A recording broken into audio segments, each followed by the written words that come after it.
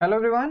Buddhism or Jainism, where they social movement under the umbrella of religion. PYQ है, discussion करते हैं but उससे पहले ना कुछ बातें की जाए। अभी जैसे मेंस क्रैश चल रहा है मेरा और उसमें हम थीम वाइज डिस्कशन कर रहे हैं। तो मेरे 11 थीम्स हैं, ancient, medieval, modern, world history, art and culture, सारे थीम्स के क्वेश्चंस हम डिस्कस कर रहे हैं। और जनरली होता क्या है, लेट्स से कि मैंने किसी थीम में 5 क्वेश्चंस उठाए, तो उस 5 क्वेश्चंस के आप आंसर करेंगे, फिर हम डिस्कशन करेंगे, फिर हम मॉडल आंसर को देखेंगे और वहां से चीजें उठाएंगे।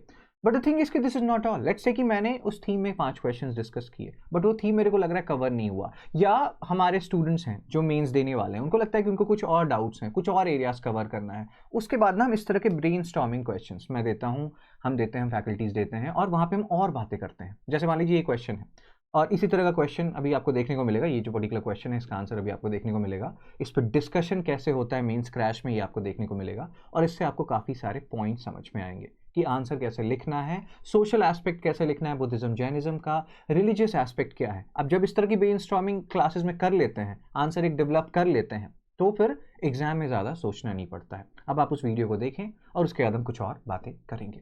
बहुत बहुत तगड़ा इसमें एक कन्फ्यूजन होता है। कन्फ्यूजन क्या है सोशल एस्पेक्ट, क्या है रिलीजियस एस्पेक्ट। सोशल एस्पेक्ट मतलब जब हम बात कर रहे हैं ब्राह्मण, क्षत्रिय, वैश्य, शूद्र, यहाँ पे हम धर्म वर्म की बात नहीं कर रहे हैं। हम बस ये बात कर रहे हैं कि जो समय था 6th सेंचुरी BC का, ऐसे बहुत सारे क्वेश्चंस आए हैं। हाँ, तो यहाँ पे ऐसे ना बहुत सारे क्वेश्चंस आए हैं जिसमें बोला गया कि 6th सेंचुरी BC का जो पीरियड है, it is a revolutionary period. तो उसमें लोग डिवाइड करते हैं कि ये पीरियड था पॉलिटिकल रिवॉल्यूशन का, पीरियड था इकोनॉमिक रिवॉल्यूशन का, सोशल और कल्चरल रिवॉल्यूशन का, रिलीजियस रिवॉल्यूशन का। तो उसमें बात करते हैं लोग कि ये जो धर्म थे, जैसे मान लीजिए अगर हम अभी धर्म को भूल भी जाएं, उस समय एक क्या कॉन्सेप्ट था, ब्राह्मणिकल सुप्रीमसी का कॉन्सेप्ट था। हम बात कर रहे हैं लेटर वैदिक पीरियड का लास्ट पार्ट में क्या हो रहा था, ब्राह्मण बहुत सुप्रीम हो गए थे, बहुत सारे यज्ञ और सेक्रीफाइस करवाते थे, और ऐसा हो गया था कि कुछ ऐसे सेक्रीफाइस हैं, कुछ स्पेसिफिक ब्राह्मण्स को आते हैं, कुछ ऐसे सेक्रीफाइस हैं जो सालों साल चलते हैं bro. Ashwamedha, Vajapeya, Rajasuya, you name it and they do it. तो इस केस में क्या हो गया, ब्राह्मणों का सुप्रीमेसी हो गया, दूसरे लोग नीचे आ गए। But they outrightly didn't reject caste system. For slaves also they need permission from masters. So even they in their limitation in their social, very good. तो ये सारी बातें आप बिल्कुल लिख सकते हैं। तो यहाँ पे बात क्या होगी कि एक तरह से ये आवाज है अगेंस्ट ब्राह्मणिकल सुप्रीमेसी, ठीक है ना। ये बोल रहे हैं कि नहीं, अब जैसे क्षत्रिय लोग हैं, आपको ही पता है बुद्धिज्म जैनिज्म इमर्ज कहाँ से हुआ है, वैश्य और शूद्र क्लास से इमर्ज नहीं हुआ है बेसिकली, ये दोनों क्षत्रिय क्लैन से बिलोंग करते हैं। You know about this, I believe so. तो ये रिएक्शन आ रहा है, एक तरह से रिएक्शन है अगेंस्ट ब्राह्मणिकल सुप्रीमसी, ठीक है। तो एक तरह ये सोशल स्ट्रक्चर है कि लोग को अच्छा नहीं लग रहा है, लोगों को कि नहीं होता, एक आपका वर्टिकल डिवीजन है, ब्राह्मण ऊपर है, क्षत्रिय नीचे है, उससे नीचे वैश्य हैं, उससे नीचे शूद्र हैं। तो कोई नीचे क्यों रहना चाहेगा। अभी हमने, अगर आपने मेरे से क्लासेस ली हैं तो आपको पता होगा, हम बात करते थे कि साउथ में उसी टाइम संगम एज या जब आएगा 3rd सेंचुरी BC से, वहां थोड़ा हॉरिजॉन्टल डिवीजन रहेगा बेस्ड ऑन कुरिंजी, मुलाय, मारुदम, नियदाल एंड पलाय, कि कौन से लैंड पे कौन काम करता है। तो किसी को भी वर्टिकल डिवीजन पसंद नहीं आता है, कोई भी नीचे कहलाना पसंद नहीं करेगा। तो ब्राह्मणिकल सुप्रीमेसी के अगेंस्ट आवाज है, ठीक है, पहला पॉइंट। सेकंड पॉइंट, वैश्य लोग भी नहीं चाहते हैं कि वो 3rd तबके पे रहे, तो वो क्या करेंगे, सपोर्ट देंगे इस तरह के हेटेरोडॉक्स सेक्ट्स को, कि इससे क्या उनको लगेगा कि एक इगैलिटेरियन सोसाइटी आएगी, सब बराबर होंगे, और सबको ये पसंद है ना कि सब बराबर रहे।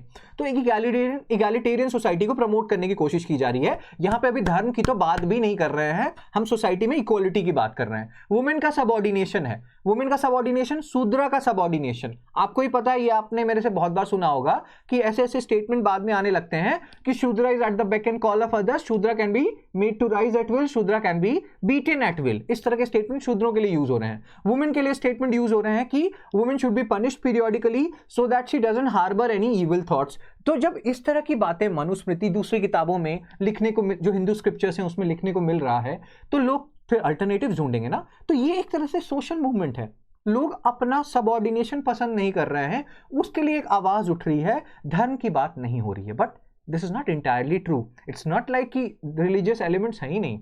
आपको ये भी ध्यान रखना है कि बुद्धिज्म और जैनिज्म अब आपने सोशल एलिमेंट्स बता दिए। यहाँ पे मैं आपको यहाँ पे कुछ पॉइंट्स दिखाता हूँ, ये अच्छा क्वेश्चन है, इसमें ना आप सोशल पॉइंट्स आपने बात कर लिए, हमने यहाँ पे ये सोशल पॉइंट्स की बात की। ब्राह्मणिकल सुप्रीमेसी के अगेंस्ट ये आवाज है। तो जो हमारे लोग हैं जो ट्रेडिंग कम्युनिटी के हैं, उनको ना ऊपर चढ़ना है, और उनको एक सहारा दिख रहा है बुद्धिज्म और जैनिज्म, ठीक है ना, इसके थ्रू वो ऊपर चढ़ेंगे। नोबडी वांट्स टू बी कि वो थर्ड या फोर्थ पायदान पे कोई नहीं रहना चाहता।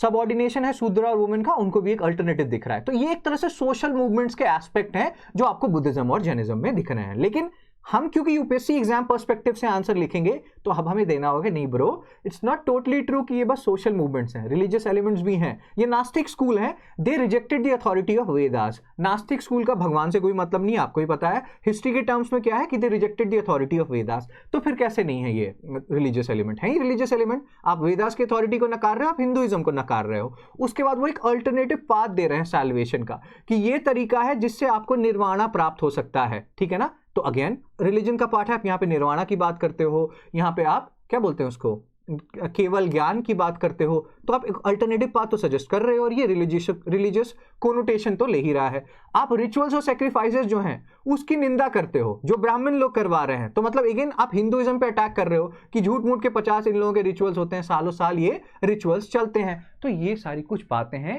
जो इसको रिलीजियस एलिमेंट देती है। दैट मीन्स कि जब आप ये आंसर लिखेंगे तो आप इस आंसर का ना दो पार्ट तोड़ेंगे। पहला पार्ट आप बात करेंगे कि सोशल एलिमेंट्स क्या हैं बुद्धिज्म और जैनिज्म का, और फिर दूसरे पार्ट में आप इसको लिखेंगे कि इसके रिलीजियस एलिमेंट भी हैं ब्रोस। और यहां पे जब रिलीजियस एलिमेंट की बात होगी, एक सेकंड रुकिएगा, यहाँ पे जब आप रिलीजियस एलिमेंट की बात करेंगे तो यहाँ बोलेंगे कि ये नास्तिक स्कूल है, ये रिचुअल्स को अटैक करते हैं, ये एक अल्टरनेट पाथ बताते हैं सैल्वेशन का। दैट्स व्हाई इट्स टोटली, मतलब ऐसा नहीं कह सकते हम कि ये सिर्फ सोशल मूवमेंट है। It has aspects of both. इसमें मतलब सोशल कॉनोटेशंस भी हैं और इसमें रिलीजियस कॉनोटेशंस भी हैं। And we are nobody to comment कि कौन से ज्यादा हैं, but yes they are attacking और they are a part of both social as well as religious movement. आप लोगों को समझ में आया या मैं और बोलूं? कभी कभी ना बहुत दिक्कत होता है सोशल और रिलीजियस एस्पेक्ट्स को तोड़ने में, है ना? तो यहाँ पे ये क्वेश्चन इसीलिए ट्रिकी है, एग्जाम में आप इतना सोच नहीं पाओगे।